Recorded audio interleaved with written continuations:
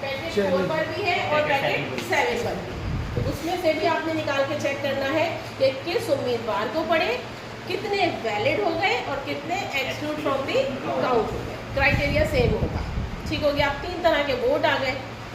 Form 45 आपके सामने है। कुछ इसमें अमेंडमेंट नज़र आ रही है, कोई चेंज? क्या चीज़ नज़र आ रही है? अलग से बने हुए हैं, के लिए कॉलम बने हुए हैं। ये वाली लाइन थी पहले।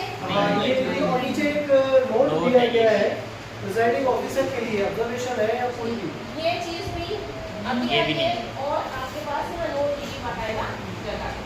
ठीक है, ये चीज़ें आप देखेंगे। इसमें जो कॉलम है पहला लिखा है इलेक्शन बाय कौमी असम्बली सूबाई पंजाब सिंध खैबर पख्तूनख्वा और बलूचिस्तान। अब ये कौमी भी है, सूबाई भी है, सिंध है, इसको हम क्लिक कर देंगे। मैं कोशिश करूँगी कि ये काम